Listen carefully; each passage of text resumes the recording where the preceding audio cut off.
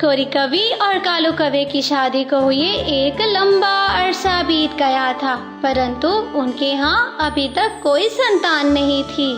शादी के शुरू में तो कालू कौवा अपनी पत्नी गोरी से बहुत प्यार करता था, तरह तरह के मीठे फल लाता था, परंतु अब उसे नफरत हो गई थी। उसे अब संतान चाहिए थी। वो रोजाना गोरी कवि को बांझ होने के ताने दिया करता था। जाने क्या क्या आशाएं थी मेरे मन में। मेरा भरा हुआ परिवार होगा, मेरे बच्चे होंगे, मेरे घर से भी काय काय की आवाज आएगी, परंतु मुझे क्या पता कि मैं एक बांझ कौवे को भी आके ला रहा हूँ। कालू, संतान का होना ना होना इसमें मेरा क्या दोष है? अगर ऊपर वाले ने हमारे भाग्य में संतान रखी होगी तो हमें जरूर मिल जाएगी, और मुझे इस बात में पक्का यकीन है ऊपर वाला एक ना एक दिन हमें संतान जरूर देगा। बस बस, मैं थक गया हूँ तुम्हारी ये बातें सुन सुन के। जाओ, आज से अपना भोजन खुद ही लाना। मैं इस बांझ कवि को खिला खिला के थक गया हूँ, इसका पेट तो भरता ही नहीं है। पति जी, क्या आप सिर्फ मेरे लिए भोजन लाते हो और कोई जंगल का पक्षी अपनी पत्नी के लिए भोजन नहीं लाता क्या? हर पति ही अपनी पत्नी का भोजन लाता है। आप मेरे ऊपर कोई एहसान नहीं करते। तुम्हें जो कहा है सो वही कहा है। मेरी बात मानो और यहाँ से दफा हो जाओ। अपना दाना भोजन शाम में लेकर आना। कोरी कवि के सीने पर बातें तो खंजर की तरह चल रही थी। उसे तो यकीन ही नहीं आ रहा था कि उसका पति कालू कौवा इतनी नफरत करता है। वो अपने भरे हुए दिल के साथ वहाँ से जाने ही वाली थी कि वहाँ पर कालू कौवे का मामा जी आ जाता है। आइए आइए मामा जी, क्या काम था? बिना बताए ही आप आ गए। कालू, मैं तुमसे एक जरूरी बात करने आया हूँ। जरा बताओ, तुम्हारे यहाँ कोई अंडा आया है? कोई संतान की खुशी? मामा जी, मैं भी अभी यही रोना रो रहा था। ये कवि, इसको तो बस खाने से फुर्सत ही नहीं है। इसको संतान नहीं चाहिए, बस खाने पीने के लिए अच्छा भोजन चाहिए। कालू, झूठ तो मत बोलो। मैंने ऐसा कब कहा है? खाना पीना तो जिंदा रहने के लिए जरूरी है। ये तो हर कवि की इच्छा होती है कि शादी के बाद उसकी संतान हो, वो भी माँ बने, अपने बच्चों का ख्याल करे, भोजन लाकर खिलाया करे। मेरे प्यारे भांजे, अब तुम्हें चिंता की जरूरत नहीं है। मेरे पड़ोस में एक कवि रहती है, बहुत सुंदर है, उम्र की भी बड़ी नहीं है, जवान है। उसे एक अच्छा कमाने वाला कौवा चाहिए। मैंने वहाँ पर तुम्हारी बात शुरू कर दी है। मामा जी, ये तो बहुत अच्छा किया है आपने। मामा जी, ये आप क्या कर रहे हैं? आप मेरे पे सातन लाने का सोच रहे हैं। कोरी, अब तुम बांझ हो, हम बांझ कवि से कब तक उम्मीद लगाए बैठे? मेरा एक ही तो भांजा है, मैं कल को मर जाऊंगा, मैं इसकी संतान ना देख पाऊं। तुम क्या चाहती हो? मामा जी, आप इसकी बातों को छोड़ दे, मैं राजी हूँ, मैं कल आऊँगा, मेरी शादी की बात पक्की कर दो। ये बातें तो अब कोरी कवि की बर्दाश्त से बाहर हो जाती हैं। वो दुखी दिल के साथ वहाँ से चली जाती है। कालू, मैंने तुम्हारी बात वहाँ पर पक्की कर दी है। वो कवि भी राजी है तुमसे शादी करने में। मैंने शादी की तारीख सुबह ही रख दी है। तुम कल आ जाना अपनी शादी का लाल रंग का पगड़ी पहनकर, और साथ में हार पहनना फूलों का। मामा जी, मैं सुबह ही सुबह आ जाऊंगा और उस सुंदर पत्नी को घर ले आऊंगा। कोरी कवि नदी के पास जाती है। वहाँ बैठी रो रही थी। मम्मा चिड़िया उसको देख लेती है। क्या बात है गोरी बहन, आप क्यों परेशान हो और रो भी रही हो? चिड़िया, संतान का होना ना होना इसमें मेरा क्या दोष है? हम पक्षी क्या कर सकते हैं? ऊपर वाले ने मुझे अंडा नहीं दिया तो मैं कहाँ जाऊँ? मेरा पति कालू पहले तो रोज रोज ताने दिया करता था, मुझे बांझ कवि बुलाता था, परंतु आज तो उसने हद ही कर दी है। मेरा भोजन नहीं लाया और वो दूसरी शादी कर रहा है। उसका मामा जी उसके लिए नई कवि लेकर आया है। गौरी बहन, अगर संतान ना हो तो हम मम्मा पक्षियों को ऐसे ताने तो सुनने ही पड़ते हैं। उसका मनहूस बुढ़ा मामा जी मेरे पे सौतन ला रहा है, उसकी दूसरी शादी कर रहा है। मैं कहाँ जाऊंगी चिड़िया। गौरी, मुझे भी पहले इसी बात का ही डर था। अगर कालू ने हाँ कर दी है शादी की, अब तो वो शादी करके ही रहेगा। उस बेशरम कौवे ने तो मेरी शर्म भी नहीं की, मेरे सामने ही हाँ कर दी है शादी की। गौरी बहन, रोने या ना रोने से अब कुछ नहीं बनेगा। अब तुम्हें सब्र करना होगा। ये लो, ये अमरूद खा लो, तुम भूखी होगी। मुझे तोता देकर गया है ये अमरूद, बहुत मीठे। फिर शाम हो जाती है। मम्मा चिड़िया और गौरी कवि अपने घर आ जाती हैं। गौरी और कालू अपने घर में बैठे हुए थे। गौरी, वो मेरी लाल रंग की पगड़ी कहाँ है जो मैंने शादी पे पहनी थी? वो उधर सामने रखी है। और मेरा फूलों का हार कहाँ है? वो अलमारी में रखा है। कालू, जब आपने मुझसे शादी की थी तो मुझसे वादा किया था कि आप मुझे कभी नहीं छोड़ोगे, चाहे कुछ भी हो जाए, मुझसे हमेशा प्यार करेंगे। तो अब आपको क्या हो गया है? गौरी, मेरी पत्नी, मैं तुम्हें छोड़ कब रहा हूँ? मैं तो अपने मामा जी के कहने पे शादी कर रहा हूँ। मेरी संतान हो जाएगी। अगर तुम बाज ना होती, तुमसे संतान मिल जाती, तो मैं कभी भी दूसरी शादी नहीं करता। कालू, आपको तो मुझसे प्यार ही नहीं था। आप भला कैसे मेरे पास रह सकते थे? आपको दूसरी पत्नी चाहिए थी। संतान का तो एक बहाना है। जितनी संतान की इच्छा आपकी है, मेरी भी उतनी ही है। मैं जानती हूँ संतान के बिना रहना बहुत मुश्किल है। आप थोड़ा सा इंतजार कर लेते, ऊपर वाला हम पे तरस खाकर हमें एक अंडा दे देता। परंतु कालू कवि पर तो शादी का बोझ सवार था। वो हर समय ही दूल्हा बनने के बारे में सोच रहा था।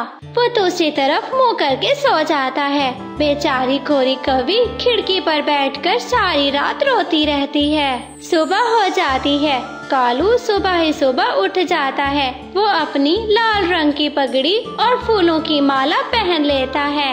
मैं कैसा लग रहा हूँ? मैं उस सुंदर कवि को पसंद तो आ जाऊंगा ना? पति जी, मुझे तो अपनी शादी का दिन याद आ रहा है। मुझे तो विश्वास नहीं हो रहा कि आप दूसरी शादी भी कर सकते हैं। आप मुझे छोड़ सकते हैं। अरे तुम फिक्र मत करो, शाम को तुम्हें विश्वास आ जाएगा जब मैं अपने साथ पिंकी को लेकर आऊंगा। फिर कालू कौवा वहाँ से चला जाता है। वो तो कुछ ज्यादा तेज उड़ रहा था। उसे तो कुछ ज्यादा ही शौक था दूसरी शादी का। कालू भांजे, तुम तो सुबह ही सुबह आ गए हो। मामा जी, मैंने सोचा कहीं मुझे देर ना हो जाए, मैं जल्दी चला जाऊं। मैं तो रात को तैयार होके सोया था। तो फिर चलो, मैंने पिंकी को भी कल बता दिया था कि सुबह शादी है, वो भी तैयार ही होगी। फिर कालू और उसका मामा जी उस पिंकी कौवे के घर चले जाते हैं। पिंकी जी, मेरा नाम कालू है। मैं आपको बहुत खुश रखूंगा। बताया तो होगा मेरे मामा जी ने मेरे बारे में। कालू, खाने में मुझे मकई का भुट्टा और साथ में मिठाई बहुत पसंद है। पिंकी जी, मैं तो आपके लिए तरह तरह के भोजन लाया करूँगा। भांजे जी, अगर वो बुढ़ी कवि ठीक से रहे तो रहने देना, ज्यादा लड़ाई करे तो उसको घर से निकाल देना। और हाँ, उसको बता देना कि वो अपना भोजन खुद ही लाए। मामा जी, आप चिंता ना करे, मैं उस बुढ़ी कवि के पास नहीं जाऊंगा। पिंकी के होते हुए मुझे उसकी क्या जरूरत है? अगर कुछ ज्यादा उल्टा सीधा बोलेगी, दो लगा के उसको घर से निकाल दूंगा। फिर कबूतर और चिड़िया गौरी कवि के घर जाते हैं। गौरी बहन, मैंने आज ही देखा है तुम्हारा पति कालू सेरा बांधे जा रहा था, बड़ा सज धज के। कबूतर, मेरा पति शादी करने गया है। मैं क्या करूं? मैं तो लुट गई हूँ, मैं तो बर्बाद हो गई हूँ। मर जाए उसका बुढ़ा मामा जिसने उसकी दूसरी शादी करवाई। गौरी बहन, मैं यही तो समझाने आई हूँ आपको। अब काम गुस्से से नहीं चलेगा, बल्कि चुप रहने से चलेगा। अगर आप कुछ भी बोलोगी तो वो आप पे गुस्सा करेगा। वो आपको घर से भी निकाल सकता है। इस उम्र में कहाँ जाओगी? ये पापा पक्षी बहुत बेवफा होते हैं। ये दूसरी शादी बहुत शौक से करते हैं। पापा पक्षियों को तो पहली वाली पत्नी बोझ लगती है।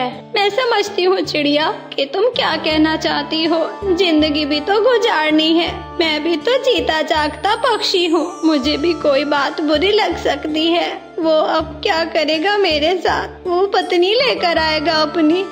हाय मेरा क्या बनेगा?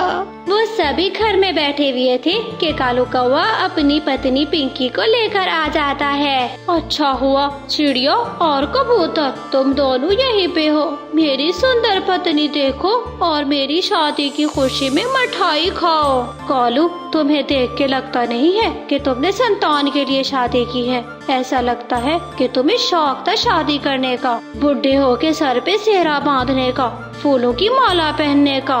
कालू भैया हमें नहीं चाहिए आपकी कोई भी मिठाई। अपने पास रखिए, अपनी इस पिंकी को खिलाइए। कबूतर और चिड़िया वहाँ से चले जाते हैं। पिंकी जी आप क्या खाओगी? भोजन लाऊं आपके लिए? क्या तुम सौतन हो मेरी? पहले तो मैं बहुत गुस्से वाली थी, परंतु अब मैं मान गई हूँ। जो किस्मत में लिखा था वो मुझे मिल गया है। मैं तुम लोगों को कुछ नहीं कहूँगी, आपकी हर बात मानूंगी। परंतु कालू जी मुझे घर से मत निकालना। मेरी बूढ़ी माँ मुझे देख के तो मर जाएगी। वो जीते जी मर जाएगी। इधर मुझे जितनी तकलीफ होगी मैं बर्दाश्त कर लूंगी, पर खुदा के लिए मुझे घर से मत निकालना। तो फिर जाओ अपनी सौतन के लिए भोजन लेकर आओ। फिर कोरी कवि भोजन लेने चली जाती है। कोरी कवि टूटे हुए दिल के साथ उड़ी जा रही थी। उसे कुछ भी समझ नहीं आ रहा था। वो नदी के पास बैठ जाती है और वहाँ रोने लग जाती है। कबूतर जो पास वाले पेड़ पे बैठा हुआ था वो कोरी कवि के पास आ जाता है। कोरी अब चुप कर जाओ। 1-2 दिन की बात होती तो रो लेती, परंतु ये तो उम्र भर का रोग है। ये कभी खत्म नहीं होगा। अब तुम्हें ही समझना होगा। कबूतर मुझे तो दुख इस बात का है कि कालू अब मुझसे नफरत करता है। मुझे अजीब अजीब नामों से पुकारता है, मेरी इंसल्ट करता है। वो हमारा प्यार भूल गया है। उसे मेरा प्यार याद नहीं है। कबूतर के पास एक मकई का भुट्टा था। वो मकई का भुट्टा गोरी कवि को दे देता है। कबूतर भैया मुझे माफ कर देना। मैंने कई बार तुम लोगों की बेइज्जती की है, परंतु मेरा पति छोड़ गया। तुम पक्षियों ने मेरा साथ नहीं छोड़ा। मुझे पता है आपने सुबह से कुछ नहीं खाया। आप सारी बातें छोड़े और ये मकई के दाने खा लें। फिर गोरी वो भुट्टा खा लेती है।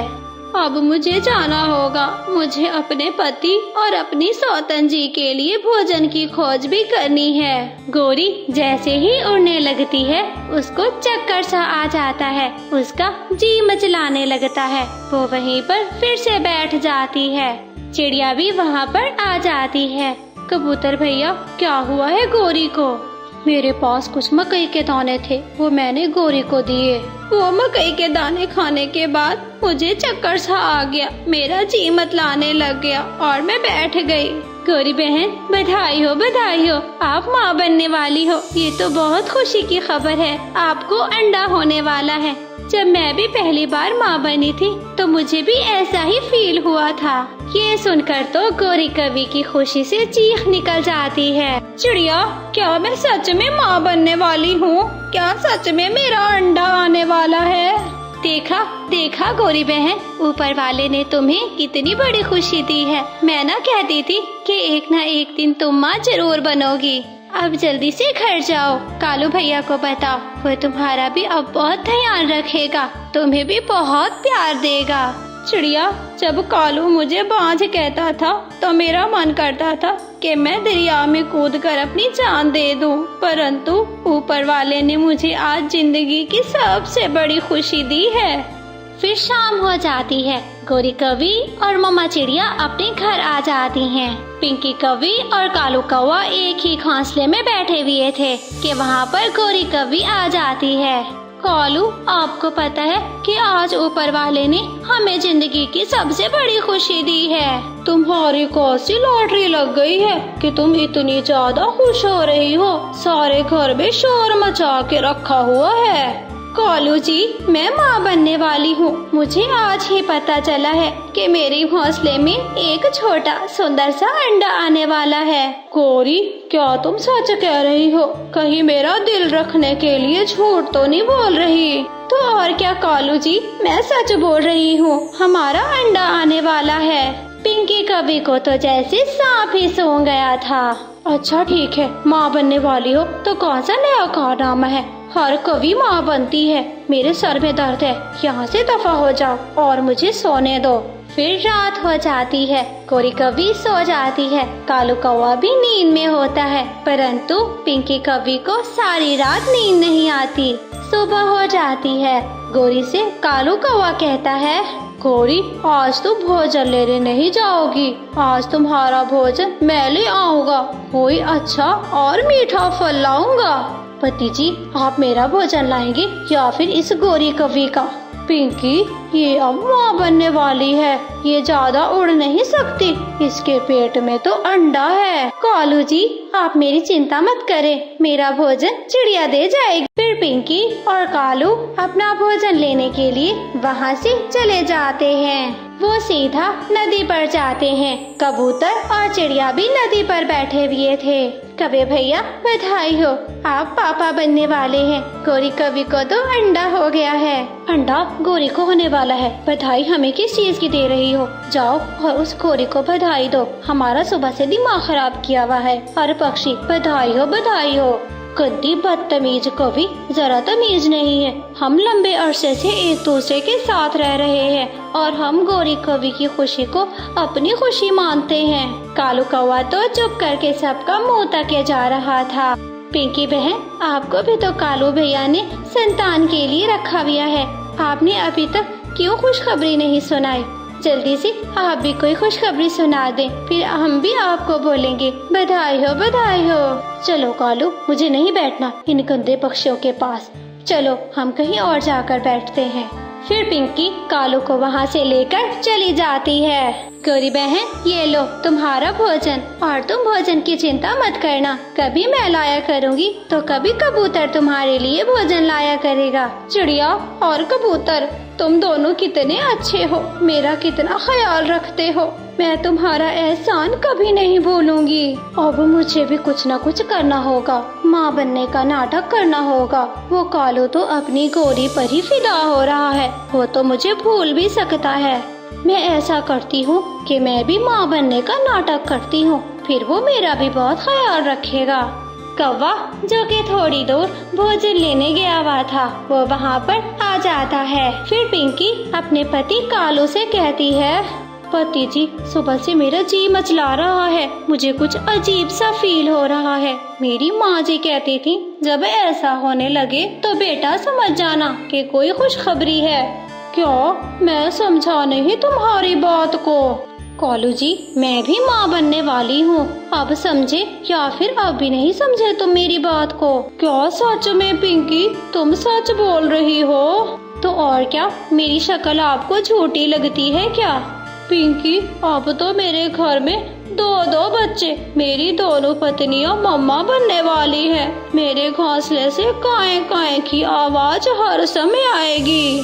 चलो अब घर चलते हैं। फिर दोनों घर चले जाते हैं। अच्छा हुआ चिड़िया, तुम भी यहाँ बैठी हो। पता है, अब पिंकी भी माँ बनने वाली है। क्या पिंकी, जब आप नदी पर बैठी हुई थी तब तो आपने मुझे ऐसी कोई बात नहीं बताई थी।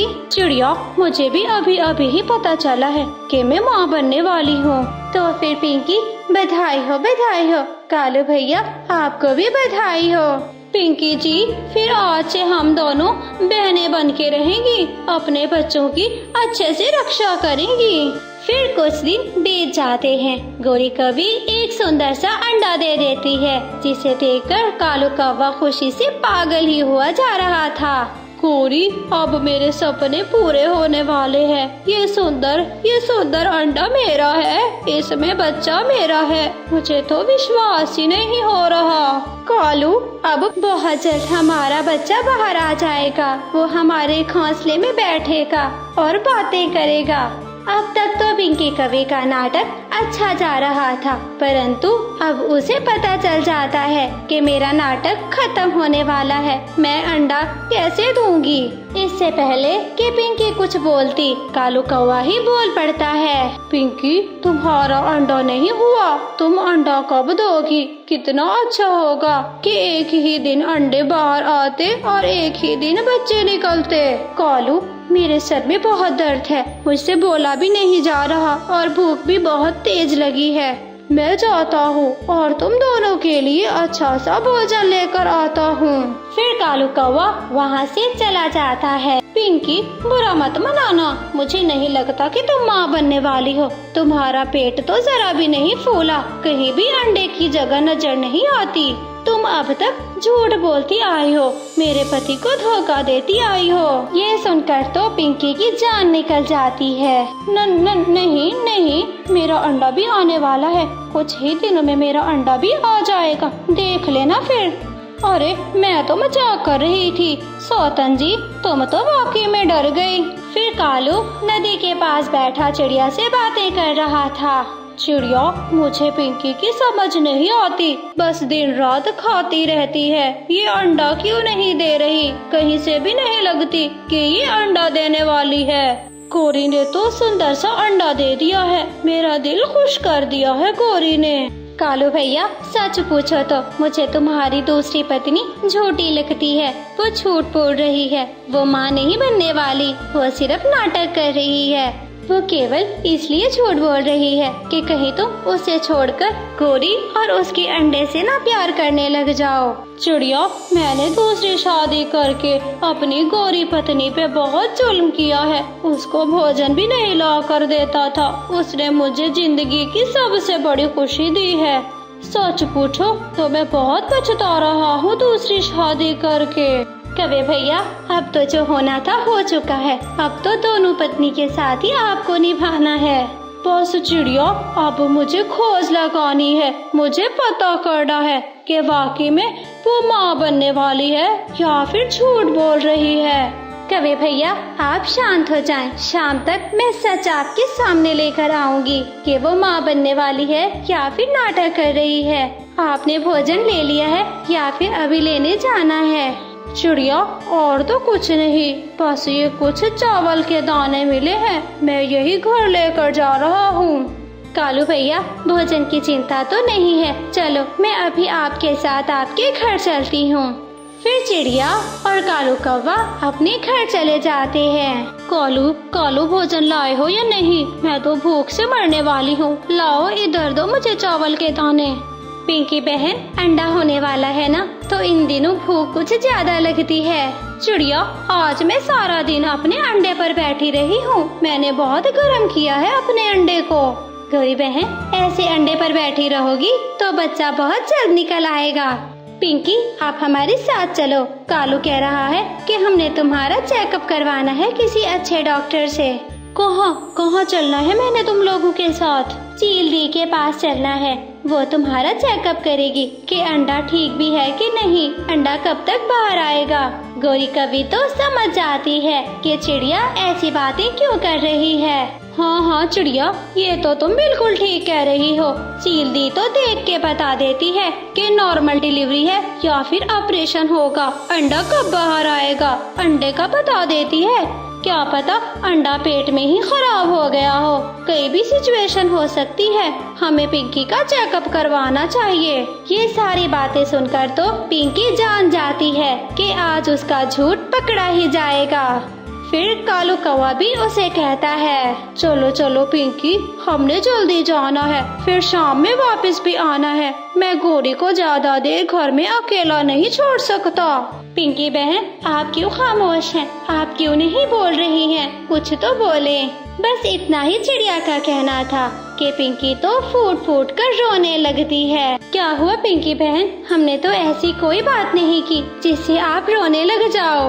फिर सभी पिंकी से रोने की वजह पूछते हैं। कालू कालू, मैं तो इसीलिए झूठ बोल रही थी कि कहीं आप मुझसे ज्यादा गौरी को प्यार ना करने लग जाओ। मैं माँ नहीं बनने वाली, मैंने सिर्फ नाटक किया था।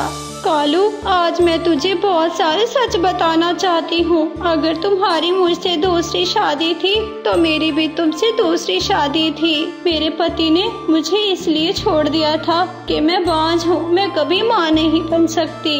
कालू, अब मैं तुम्हारा और गौरी जी का भोजन लाया करूँगी, तुम लोगों की खिदमत किया करूँगी। बस प्लीज मुझे घर से और अपनी जिंदगी से ना निकालना। मुझे सारे काम करने आते हैं, बस वो तो कालू जी के इतने प्यार और मोहब्बत ने मुझे बिगाड़ के रखा हुआ था। कालू भैया, ये सब तुम्हारे मामा का किया धरा है। तुम्हारा मामा तो सब कुछ जानता था ना, उसने जान के फंसाया है आपको। इसमें पिंकी का कोई दोष नहीं है। आप पिंकी से कुछ मत कहिएगा। 2 दाने और 1 छत, इसके अलावा और कुछ नहीं मांगेगी पिंकी आपसे। फिर इस तरह कालू की आंखें फटी की फटी रह जाती हैं अपने मामा जी की असलियत को जानकर। फिर कुछ दिन बीत जाते हैं। गौरी कवि के अंडे से प्यारा सा बच्चा निकल आता है।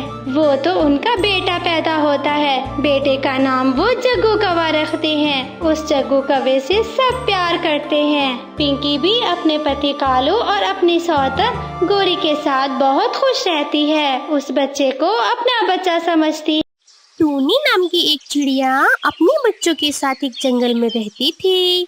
टूनी चिड़िया के लिए उसके बच्चे ही उनकी सारी दुनिया थी। वो अपने बच्चों को पढ़ाने के लिए खूब मेहनत करती थी। टुनटुनी नाम की चिड़िया टूनी की खास दोस्त थी। एक दिन की बात है कि टूनी चिड़िया अपने बच्चों से कहती है, सुनहरी और गोलू, आजकल तुम दोनों की शरारतें बहुत बढ़ गई हैं। अगर तुम दोनों ने अपनी शरारतें कम नहीं की तो मैं तुम्हें तुम्हारे टीचर से शिकायत कर दूंगी। माँ प्लीज ऐसा ना करो, हम आज के बाद सच्ची में शरारत नहीं करेंगे। हाँ माँ, हम भी आज के बाद कोई शरारत नहीं करेंगे। ये हुई ना बात, चलो अब मैं काम पर चलती हूँ। पर माँ, बाहर तो बहुत बरसात हो रही है, आज आप काम पर नहीं जाएं तो क्या जरूरी है? हाँ जरूरी है बेटा, मैंने तुम्हारी पढ़ाई के लिए जो कर्ज लिया है उसे चुकाने के लिए मुझे काम करना होगा। माँ आप अपना ध्यान रखना। हाँ मेरे बच्चों, तुम दोनों भी अपना ध्यान रखना। पर जैसे ही टूनी चिड़िया घर से बाहर निकलती है कि बरसात और भी ज्यादा तेज हो जाती है और उस बरसात के पानी में बहुत सारी चीजें सभी बच्चों की बहती हुई जा रही थी। चिड़िया ये सब देखकर कहती है, हे भगवान, ये क्या हो गया? अचानक से इतनी तेज बरसात कैसे हो गई? मैं तो इतनी ऊंचाई पर सुरक्षित हूँ, पर ना जाने मेरे बच्चे कैसे होंगे। यूं टूनी चिड़िया अपने बच्चों को लेकर चिंता में थी। उधर दूसरी तरफ घर पर सुनहरी और गोलू डर कर कोने में बैठे रो रहे थे। गोलू भैया, मुझे सच्ची में बहुत डर लग रहा है, हम इस बरसात में कहीं बह ना जाएं। क्या ऐसे मत कहो दीदी, हमें ना किसी हाल में यहाँ से निकलना होगा। अरे अरे अरे दीदी दीदी, देखो देखो, अपना तो घोंसला भी गिर रहा है। दीदी जल्दी चलो, हम ऊंची टहनी पर बैठे हैं। सुनहरी और गोलू अपने घोंसले से निकलकर पेड़ की ऊंची टहनी पर बैठकर बहुत डर रहे थे कि ठीक उसी समय टुनटुनी चिड़िया कहीं से उड़ती हुई आ रही थी। अरे ये क्या, ये तो टूनी के बच्चे हैं जो बरसात में भीग रहे हैं। अरे अरे अरे, चलो चलो जल्दी से इनकी मदद करनी होगी। टुनटुनी चिड़िया तुरंत उस पेड़ पर जाकर बैठी। अरे टुनटुनी मौसी, हमें लग रहा था कि हम इस बरसात में बह जाएंगे, पर आप हमारी मदद करने आ गई। तुम्हें डरने की कोई जरूरत नहीं है मेरे बच्चों, तुम दोनों मेरे कंधे पर बैठो, मैं तुम्हें दूसरी पहाड़ी पर लेकर चलती हूँ। फिर टुनटुनी चिड़िया ने उन दोनों को अपनी पीठ पर बिठाया और पहाड़ी पर ले गई, जहाँ टूनी चिड़िया भी बैठी हुई थी। टुनटुनी, मैं कब से अपने बच्चों के बारे में सोच रही थी और सोच कर बहुत चिंता कर रही थी, पर तुमने सही समय पर भगवान की तरह आकर मेरे बच्चों की जान बचाई। अरे मेरी टूनी बहन, दोस्तों में भला धन्यवाद किस लिए? दोस्ती में तो कोई धन्यवाद की जगह ही नहीं होती है। फिर वो दोनों ऐसे बातें कर ही रहे थे कि अचानक पेड़ की टहनी टूटकर टुनटुनी चिड़िया पर गिरी और बेचारी टुनटुनी चिड़िया वहीं पर मर गई। तुम मुझे छोड़कर नहीं जा सकी हो टुनटुनी, टुनटुनी आंखें खोलो ना। इधर टुनटुनी चिड़िया टूनी चिड़िया की आंखें खोलकर देखा तो तो टूनी चिड़िया ने खुद को बिस्तर पर पाया। तब उसकी समझ में आया कि उसने कोई बुरा सपना देखा है। अरे ये क्या, ये तो मैं सपना देख रही थी और मैं तो सच समझकर कितना डर गई थी। मुझे जल्दी टुनटुनी चिड़िया को बताना होगा। सवेरा होते ही टूनी चिड़िया तुरंत टुनटुनी से मिलने उसके घर गई। टूनी, सुबह सुबह यहाँ कैसे आना हुआ? अरे बहन, दरअसल मैंने एक बुरा सपना देखा। तुमने मेरे बच्चों की जान बचाते हुए अपनी जान गंवा दी। अरे हंस क्यों रही हो? तुम अब नाटक देखना बंद करोगी तब ना, वरना तुम ऐसे ही नाटक देखोगी तो तुम्हें रोज ऐसे ही सपने आते रहेंगे। अच्छा चलो, अब जंगल चलकर लकड़ियाँ भी लाते हैं। हाँ हाँ ठीक है, चलते हैं। और सुनो कि मैं अपने बच्चों को भी अपने साथ लेकर चलती हूँ। हाँ हाँ क्यों नहीं, बच्चों को भी अपने साथ ले चलें। वे टुनटुनी और टूनी चिड़िया जंगल में लकड़ी तोड़ने के लिए एक ही साथ वहाँ से निकल जाते हैं। सभी शाम के समय घर वापस लौट ही रहे थे कि अचानक रास्ते में धुआंधार बरसात शुरू हो गई। अरे ये क्या, इस समय बरसात क्यों हो रही है? मुझे बहुत डर लग रहा है। टूनी, डरने की कोई जरूरत नहीं है। यहाँ पास में ही हरी तोती रहती है। हम अपने बच्चों को वहाँ छोड़कर अपने घर जाएंगे और देखेंगे कि सब ठीक है या नहीं। टुनटुनी चिड़िया टूनी के बच्चों को हरी तोती के घर पर जाकर छोड़ देती है और अपने घर जाने के लिए बरसात में निकल देती है। कि वो घर जाने के बाद देखती है कि बरसात के पानी में कई पक्षी बह जा रहे थे। देखो देखो टुनटुनी, अपने दोस्त बह रहे हैं। चलो हमें उनकी मदद करनी चाहिए। हाँ हाँ बहन, बिल्कुल। फिर उन दोनों ने मिलकर कई पक्षियों को बहने से बचा लिया। तभी वहाँ पर हरी तोती का घोंसला भी टूटकर पानी में बहने लगा। टूनी, तुम्हारे बच्चे। टूनी देखो, तुम्हारे बच्चे, जल्दी चलो। टूनी, तुम्हारे बच्चे पानी में बह रहे हैं। तुम चलो जल्दी से गोलू को बचाओ और मैं जाकर सुनहरी को बचाती हूँ। उन दोनों ने बच्चों को बहने से बचा लिया। टुनटुनी, अगर सच में आज नहीं आ होती तो ना जाने मेरे बच्चों के साथ क्या होता। अरे बहन, फिर कर दी ना वही वाली बात। कहा ना कि दोस्त दोस्तों के बीच ऐसी बातें अच्छी नहीं लगती। हम दोनों दोस्त पक्के दोस्त हैं और हमेशा ही पक्के रहेंगे। फिर वो दोनों ऐसे बातें कर ही रहे थे कि सच में पेड़ की टहनी टूटकर टुनटुनी चिड़िया के ऊपर गिर जाती है और सच में इस बार टुनटुनी चिड़िया मर जाती है। इस बार टूनी चिड़िया और उसके बच्चों को इस बात का बहुत दुख हुआ और बेचारी टूनी अकेली रह गई। टुनटुनी, तूने सच में बहुत अच्छी दोस्ती निभाई और मैं तेरे लिए कुछ नहीं कर पाई, लेकिन आज मैं खुद से ये वादा करती हूँ कि मैं अपने बच्चों को बिल्कुल तेरे जैसा पक्षी बनाऊंगी। यह कहकर टूनी चिड़िया अपने बच्चों को घर ले आई और उसके साथ अपना जीवन व्यतीत करने लगी। रामपुर के जंगल में टूनी नाम की एक मेहनती चिड़िया रहा करती थी। वह अपने खेत में अपनी बेटी टुनटुनी चिड़िया के साथ मिलकर दिन भर काम किया करती थी। उसका वह खेत साहूकार कड़कनाथ सेठ के यहाँ गिरवी रखा हुआ था। टुनटुनी चिड़िया बहुत खूबसूरत थी, लेकिन एक दिन कड़कनाथ टूनी चिड़िया के घर आता है। टूनी बहन, अरे ओ टूनी बहन। आ रही हूँ सेठ जी। तभी टूनी चिड़िया की बेटी पानी लेकर आती है। ये लीजिए कड़कनाथ सर जी, पानी पीजिए आप। कड़कनाथ सेठ की नजर जैसे ही टुनटुनी चिड़िया पर पड़ती है, वो टुनटुनी की खूबसूरती देखकर हैरान हो जाता है। अरे टूनी चिड़िया, मेरा ब्याज कब देगी? कड़कनाथ सेठ जी, अभी लेकर आती हूँ। टूनी चिड़िया ब्याज के पैसे लाकर कड़कनाथ सेठ को देती है। सेठ जी गिन लीजिए, पूरे पैसे है ना? ब्याज पूरा भी है। लेकिन टूनी चिड़िया, तेरी बेटी तो बड़ी हो गई है, क्या इसकी शादी के बारे में तूने नहीं सोचा? हाँ सेठ जी, एक अच्छे चिड़े की खोज में तो लगी हूँ। जल्द ही जैसे कोई अच्छा चिड़ा मिल जाएगा तो मैं इसकी शादी कर दूंगी। ठीक है टूनी चिड़िया, अब मैं चलता हूँ। यह कहकर कड़कनाथ सेठ वहाँ से चला जाता है, लेकिन वह रास्ते भर टुनटुनी चिड़िया की खूबसूरती के बारे में सोच रहा था। उसके दिमाग में अभी भी टुनटुनी चिड़िया का चेहरा ही घूम रहा था। ऐसे ही वक्त गुजर जाता है। टूनी चिड़िया अगली फसल की तैयारी करती है। टुनटुनी बेटा, इस बार हम फिर से खेतों में अच्छी मेहनत करेंगे, जिससे फसल भी अच्छी होगी। और अगर फसल अच्छी हुई तो इस बार कड़कनाथ सेठ का पूरा कर्जा चुका देंगे और अपने खेत भी छुड़ा लेंगे। हाँ माँ, कड़कनाथ सेठ का बार बार अपने घर पर आना मुझे अच्छा नहीं लगता। वो मुझे अजीब नजरों से भी देखता है। बेटा, तेरी यह बात तो बिल्कुल सही है। अब हम दोनों खेतों में काफी मेहनत करेंगे। और कुछ दिनों के बाद खेतों में फसल लहरा उठी। माँ, इस बार अपने खेतों में बहुत अच्छी फसल हुई है। हाँ टुनटुनी चिड़िया, फसल तो इस बार बहुत अच्छी हुई है, लेकिन मैं भगवान से इस बार प्रार्थना करती हूँ कि खेत से फसल ठीक ठाक तक घर पहुँच जाए। माँ, तुम घबरा क्यों रही हो? खेत में एक फसल तो पक गया, बस काटने भर की देरी है। उसके बाद इसे हम लोग घर पर पहुँचा देंगे। हाँ बेटा, इसीलिए तो भगवान से हाथ जोड़कर प्रार्थना कर रही हूँ कि मौसम ठीक ठाक बना रहे। तो टूनी चिड़िया का डर सच में बदल जाता है। लगातार सप्ताह भर बारिश होती रहती है।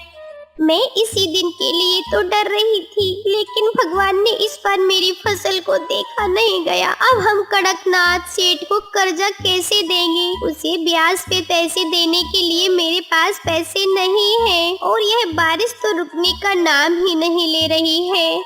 जब तक बारिश थमती है तब तक टूनी चिड़िया की पूरी फसल बर्बाद हो चुकी थी। तभी कड़कनाथ ने टूनी चिड़िया के घर आता है और टूनी चिड़िया को फसल बर्बाद होता देखकर कहता है, टूनी चिड़िया, तेरी फसल तो बर्बाद हो गई। मुझे मेरे ब्याज का पैसा चाहिए। उसे देने के लिए मना मत करना, मैं उसे आज ही लेकर जाऊंगा।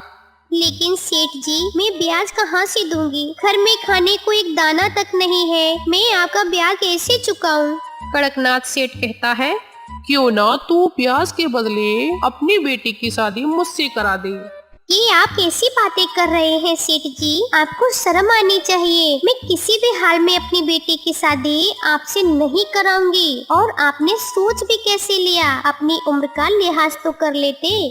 तो ठीक है, अगर तू अपनी बेटी की शादी मुझसे नहीं करेगी तो मेरे ब्याज के पैसे अभी दे। अगर तू अपनी बेटी की शादी मुझसे कर देती तो मैं तेरे गिरवी पड़े खेत भी तुझको दे दूंगा। कड़कनाथ सेठ जी, आपकी बातें मुझे मंजूर नहीं है। मैं तेरे सामने आखिरी बार एक शर्त रखता हूँ। इस डाल पर बहुत सारे रंग बिरंगे पत्थर हैं। मैं यहाँ से 2 पत्थर उठाऊंगा, एक सफेद और एक काला, और इसे एक झोले में डाल दूंगा। अगर बेटी ने सफेद पत्थर निकाला तो मैं तेरे खेत छोड़ दूंगा, और अगर तेरी बेटी ने काले पत्थर निकाले इस झोली में से तो मैं उससे शादी कर लूंगा। टूनी चिड़िया बहुत सोच समझकर कड़कनाथ सेठ की शर्त को हाँ कर देती है। उसके बाद कड़कनाथ सेठ 2 पत्थर उठाकर झोले में डालता है और टुनटुनी चिड़िया देखती है कि कड़कनाथ सेठ ने दोनों ही काले पत्थर झोली में डाले हैं। कड़कनाथ सेठ जी, लाइए मैं पत्थर को निकालती हूँ। टुनटुनी चिड़िया झोले में से एक पत्थर निकालती है और उसे नीचे गिरा देती है। अरे कमबख्त, ये तूने क्या किया? इसमें से पत्थर निकालकर तूने नीचे क्यों गिरा दिया? अब मुझे कैसे पता चलेगा कि तूने किस रंग का पत्थर निकाला? तो सेठ जी, आप इतना परेशान क्यों हो रहे हैं? आप देख लीजिए इस झोले में कौन सा पत्थर है। साहूकार, झोली में से तो काला ही पत्थर निकला है। वह शर्त हार चुका था और वह टूनी चिड़िया को उसका खेत वापस कर देता है। इस तरह टुनटुनी अपनी समझदारी से कड़कनाथ सेठ से अपनी शर्त जीत जाती है और फिर दोनों माँ बेटी खुशी खुशी रहने लगती हैं।